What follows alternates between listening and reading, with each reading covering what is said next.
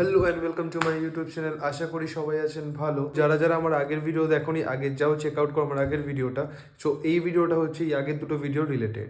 যারা আগের ভিডিও দেখোনি তাদের জন্য ব্রিফ করে দিচ্ছি। আমার আগের দুটো video is all about Gangasagar, আমরা কীভাবে গেলাম অ্যান্ড কীভাবে এলাম।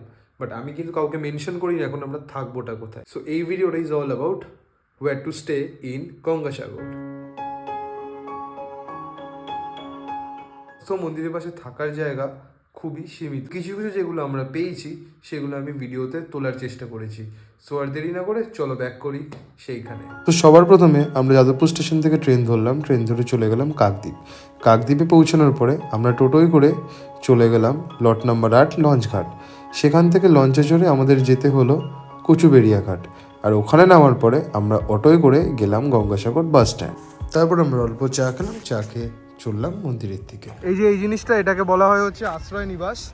এখানে বেসিক্যালি যারা এই গঙ্গাসাগরে ঘুরতে আসবে তাদের জন্য এখানে একটা টেম্পোরারি থাকার জায়গা আছে। তো এটার জন্য কিছু চার্জেস করবে, চার্জেসটা আমি জানি না। তো এখানে এখনও তৈরি হচ্ছে এই জিনিসগুলো। সো এটা খুব ভালো কনসেপ্ট লাগলো। এটা হচ্ছে সাগর ব্রাহ্মণ সমিতি। এইখানে হচ্ছে যেরকম আগেও দেখালাম ওই জায়গাটাতে এরকম যারা এখানে পুণ্যার্থীরা আসবে তাদের জন্য এটা অস্থায়ী একটা থাকার জায়গা। মানে এটা বেসিক্যালি টেম্পোরারি একটা হাউস মতো বানানো হবে আই থিঙ্ক, বিকজ এখানে তো দেখে কনস্ট্রাকশন দেখে তাই মনে হচ্ছে। আর ঠিক তার উল্টো দিকেই আছে এই জিনিসটা, গঙ্গাসাগর শ্রী শ্রী নিগমানন্দ সারস্বত সেবাশ্রম। এটাও কোনো একটা সেবাশ্রম টাইপেরই কিছু। আর যে সেবাশ্রম জানো কি, কমেন্ট ডাউন বিলো। সো রাস্তা যেতে যেতে আরেকটা জিনিস দেখলাম, সেটা হচ্ছে এটা হচ্ছে youth hostel, basically Gangasagar youth hostel. So the thing is এখানে এসে আমরা থাকতে পারি, মানে যে আসতে চাও সেখানে এখানে এসে থাকতে পারো। বাট এখানে থাকার একটা খুব বড় রুল আছে, সেটা কি, keep the gate closed after entry and exit. So the area is very massive, মানে দেখতেই পাচ্ছ এখানে কত বড় এরিয়া নিয়ে ইউথ হোস্টেলটা তৈরি করা। একটা ইনফরমেশন এখান থেকে পেলাম, সেটা হচ্ছে এখানে room rent starts from 800 to 2000। আর এখানে কটেজেস আছে, কটেজেস ইজ 2300। আর তাছাড়া ডরমেটারিজও ব্যবস্থা আছে অ্যারাউন্ড 250 রুপিস। তো এখানে বুকিং করতে হলে তোমাকে অনলাইনে বুকিং করতে হবে। এদের ওয়েবসাইট আছে www.youthhostel.gov.wb.in। আমি লিঙ্কটা নিচে দিয়ে দেবো, যারা যারা ওখান থেকে বুক করতে চাও করে নিতে পারো। অনলাইন পেমেন্ট করে এখানে এসে চলে আসতে হবে। আর এখানে যেটা আমি বুঝলাম এখন, মানে এনারা বললো যে এটা এখন পুরো সোল্ড আউট। সো এখানে এখন এই মুহূর্তে কোনো রুম নেই। সো আমরা আরেকটা জায়গায় এলাম, এটাও ওয়েস্ট বেঙ্গল গভর্নমেন্টেরই একটা প্রপার্টি। এখানে আমরা একটা পারমিশন নিলাম কি আমরা একটা রুমের ভিডিও বানাতে পারি কিনা। So they are very nice and আমাদের অ্যালাউ করলো একটা রুমের ভিডিও করার জন্য। তো আমি রুমটা দেখাচ্ছি। So this is the room, এটা হচ্ছে এন্ট্রেন্সটা। এন্ট্রেন্সে এখানে সুন্দর একটা বসার জায়গা, এখানে sofa, and this is the, I think this is guest washroom.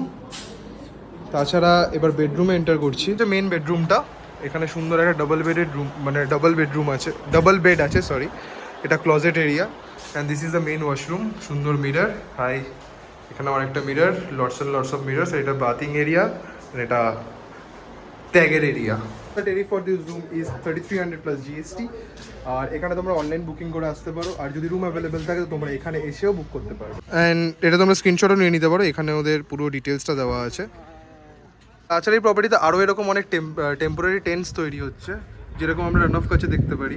Temporary tents with all the facilities, all together it's a good property. এটা হচ্ছে সেই টেম্পোরারি টেন্টসগুলো। ভেতরে কিছু দেখানোর মতো নেই, দ্যাটস ওয়াই আর দেখালাম না, এখনও কাজ চলছে।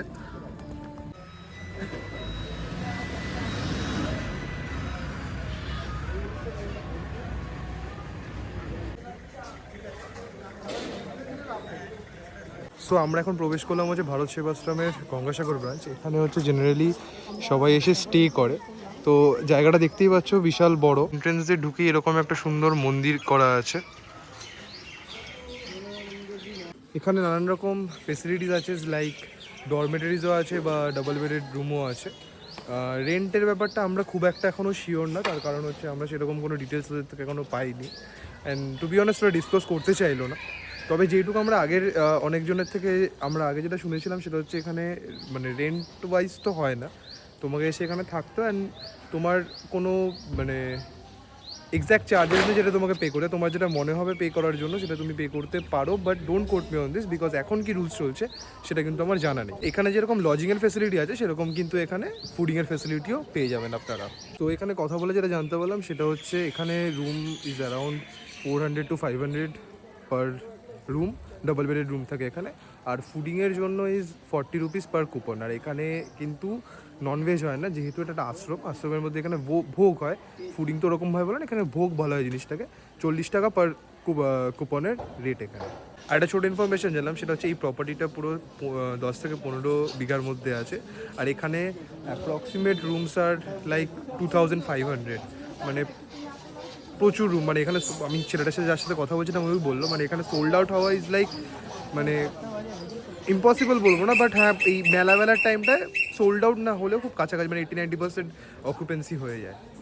যদি ভিডিওটা ভালো লেগে থাকে তাহলে তো জানোই কি করতে হবে, লাইক শেয়ার আর সাবস্ক্রাইবটা করেই দাও। সাবস্ক্রাইবটা করে দাও তার কারণ তোমরা সাবস্ক্রাইব করলে আমি মোটিভেশন পাবো, আর আমি মোটিভেশন পেলে তোমাদের জন্য এরকম অনেক ভিডিও আনতে পারবো। তো তোমরা সাপোর্ট করো, আমি আমার 100% দিচ্ছি। এই ভিডিওটা এইটুকুই রাখছি। ইনফরমেটিভ লাগলে কমেন্ট ডাউন বিলো যে তোমাদের ভিডিওটা কেমন লাগলো, কিছু জিজ্ঞেস করার থাকলে বা কিছু অ্যাডভাইস দেওয়ার থাকলে ইউ গাইজ আর feel free to express. Until next, this is Shayan signing off. দেখা হবে পরের ভিডিওতে।